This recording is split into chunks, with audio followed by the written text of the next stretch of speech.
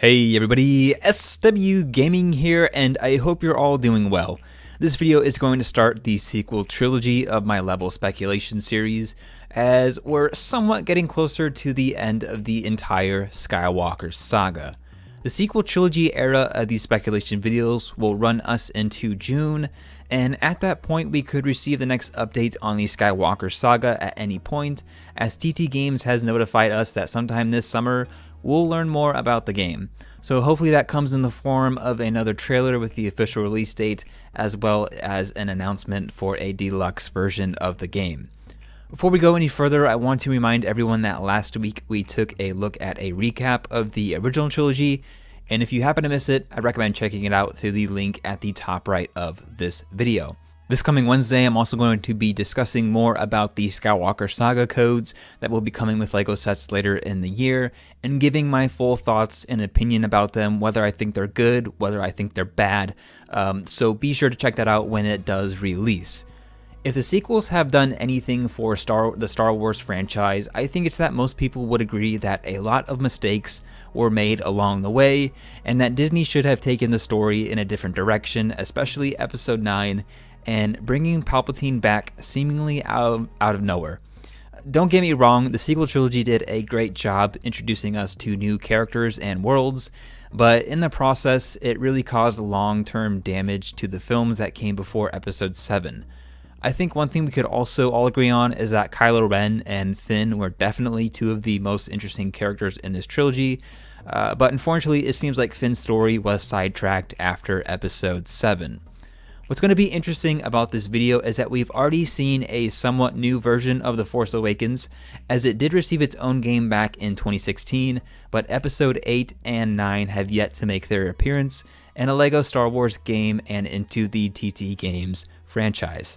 Since there's a lot of reference material for The Force Awakens, not much is probably going to change in this level layout, especially when compared to the later two films, which I'm basically given free reign over designing and thinking about what to expect. If you've seen any of my previous level speculation videos, you can go ahead and skip this part of the video. You'll find a timestamp down below in the comments, which will start off with the first level in Episode 7, The Force Awakens.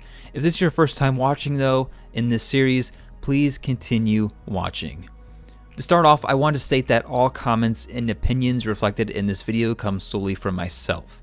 In each video of this series, I'll explain the levels associated with the selected episode from the Star Wars universe, what characters we could expect to be unlocked, what locations may be included in each episode, and much, much more. So what we know so far about the Skywalker Saga is that each episode will contain 5 levels each, which is down one from what we received in the complete saga back in 2007. Although we lose 1 level per episode, each level from the Skywalker Saga will be around 10 to 15 minutes long, more than likely without cutscenes, so we should expect little over an hour's worth of playable content from each episode, not including side missions. Since we still have no footage or exact knowledge on how the game's travel system will work, it's still kinda up in the air as to how well the overall story layout and travel functions will mesh together. I still would like to see some sort of lobby though, such as the Mos Eisley Cantina or even Dexter's Diner, as an easier way to replay already completed levels.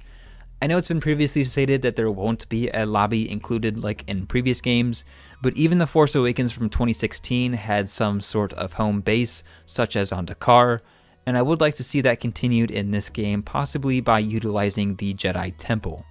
Before we go ahead and begin with Chapter 1 of The Force Awakens, I want to make it clear that this video is pure speculation and does not reflect any thoughts or comments previously expressed by the game's developers, TT Games. These level layouts will more than likely not directly reflect what we will see in the actual game, but I make these videos regarding what we could see once the game is released. Now, with all of that out of the way, let's begin with Chapter 1 titled First Order Assault. Chapter 1 First Order Assault starts off 30 years after the fall of the Galactic Empire, as a new threat to the galaxy has risen in the form of the First Order. Backed by the New Republic, Resistance member Poe Dameron has traveled to Jakku in search of Lor San Tekka and hopes to find a map to Luke Skywalker, who has seemingly vanished without a trace. The mission begins once the First Order have landed on Jakku in search of Tekka and the map to Skywalker. I'd imagine that the first part of this level will allow us to either play as Poe BB-8 or possibly Tekka, although halfway through we'll switch over to the perspective of FN-2187, or later known as Finn. After Kylo Ren's shuttle lands, Poe is captured and brought onto a First Order Star Destroyer. The second half of this level is spent as Finn and Poe as they attempt to make their escape from the Star Destroyer. After securing a TIE fighter, they flee the hangar bay and encounter a quick space battle outside the destroyer until the TIE fighter is shot down, hurtling towards the atmosphere of Jakku. A quick cutscene shows the remainders of the crash as Finn quickly removes his stormtrooper gear and heads towards the distance, eventually stumbling upon Niima Outpost, and this is something that we've also saw heavily featured in the original marketing for The Force Awakens from 2016. Chapter 2, Escape from Jakku, slightly backtracks and starts off with BB-8 as he is captured and rescued by Rey. Together, they explore the remainders of an Empire-era Star Destroyer until collecting enough parts that will be used at Niima Outpost later in the level. Yes, it's kind of different than what we got in the actual film, but in terms of co-op mode, you kind of have to have two characters, so Rey and BB-8 during this part of the level just kind of makes sense to me. A cutscene shows BB-8 and Rey traveling back to her home, which is a fallen AT-AT walker, and the next morning we travel to Niima Outpost. Niima Outpost will of course be a free roam option in terms of a planet, but there will be parts to explore during this level as well. After dealing with Unkar Plutt, which I believe should be a purchasable character, although I'm not sure why you'd want to play as him, Rey and Finn meet for the first time and eventually must escape the outpost once being discovered by the First Order. After evading several waves of stormtroopers and Unkar's thugs, as well as TIE fighters, we board the Millennium Falcon and spend the rest of the level escaping from the ship graveyards of Jakku. I'm going to speculate that the Rathtar escape scene will either be handled through a cutscene or a free roam option. I could also see the cutscene for Chapter 2 closing once Han and Chewbacca board the Falcon, and then in order to continue into Chapter 3 Battle of Takodana, we'd have to travel to the planet. If TT Games went this option, we'd already be on board of the Irvana, so it'd be another quick scenario to play through between the main levels of this episode. Chapter 3, in my opinion, should be the longest level to come from Episode 7, because it will cover not only the exploration of Maz Kanata's castle, but also the battle between the First Order and Resistance. The first part of this level will allow you to switch between Finn, Rey, or BB-8 while you explore numerous parts of the castle for collectibles, but this will also give us a chance to find the Skywalker lightsaber in the basement of the castle. A quick cutscene switches back over to Starkiller Base as Kylo speaks to Snoke as General Hux is given orders to test their super weapon on several planets within the New Republic. Suddenly, Takodana is attacked by the First Order as Kylo Ren captures Rey. The second half of this mission, which is probably going to be the longest part of this level, is spent between Han, Chewbacca, BB-8, and Finn, and involves numerous fights throughout, including a mini boss battle with the Traitor Stormtrooper. After completing this part of the level, Poe surprisingly appears, and in order to finish the level, a certain number of TIE fighters must be defeated, thus triggering the closing cutscene where Han and Leia reunite once more. I would imagine that we travel to Dakar after this, but that it won't receive its own level like in The Force Awakens from 2016. It'll more than likely just be another hub planet to discover and free roam. Chapter 4, Starkiller Sabotage, starts off after leaving Dakar and landing on the wintry planet that once was Ilum, but now Starkiller Base. I'd imagine that most of this level is spent as a majority between Han, Chewbacca, Finn, and BB-8, but you also might get to play as Rey partway through after escaping captivity. A cutscene breaks up half of the level as Han confronts Kylo for the first time in a long time, and, well, we all know how that ends. The rest of the level is spent escaping Starkiller Base as Resistance fighters have just made their way towards the base itself. A quick vehicle mission closes the level as Poe does his trench run throughout Starkiller Base.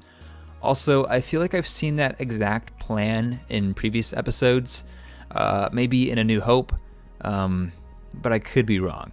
The level ends as Rey and Finn make their way into the woods as Kylo closely follows.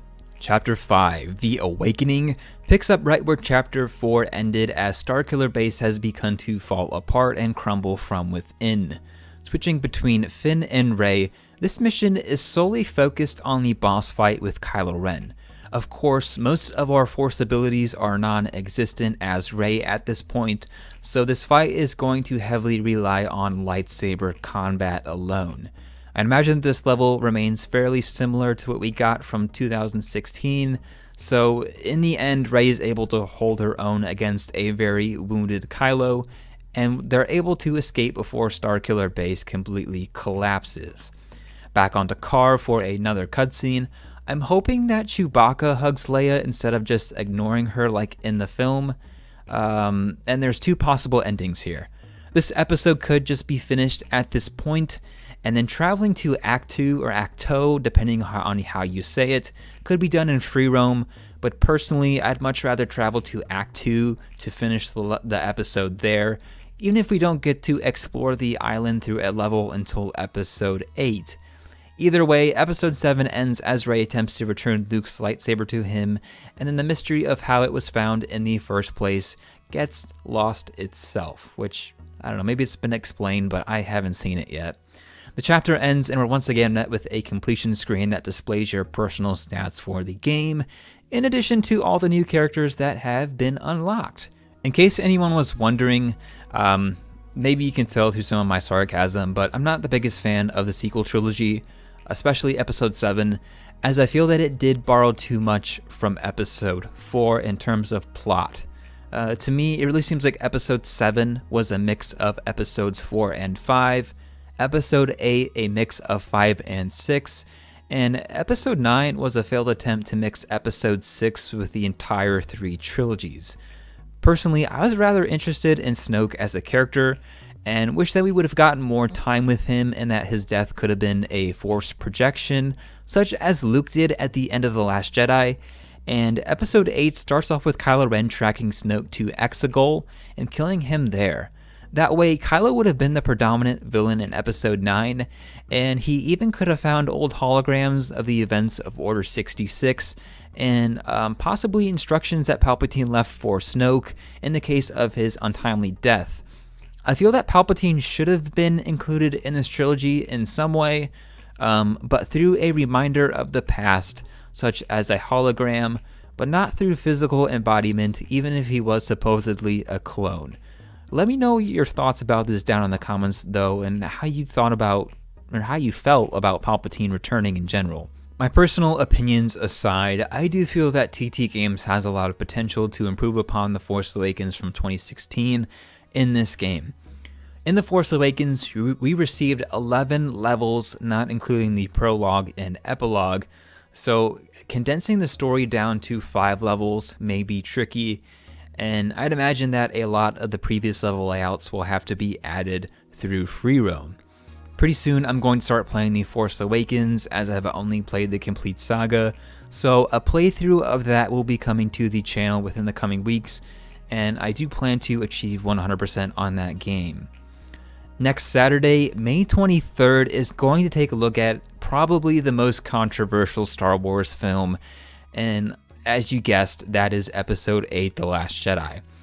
If I happen to miss anything that you believe should have been included in this episode, or should be included in next week's video, be sure to let me know down below in the comments. If you're not currently subscribed and would like to stay up to date on the remaining episodes in this series, or any of my other Skywalker Saga videos, be sure to subscribe to my channel. Once again, those videos release on both Wednesdays and Saturdays, which is different because I used to release them on Sundays, but now the level speculations are on Saturdays, thanks to my community feedback.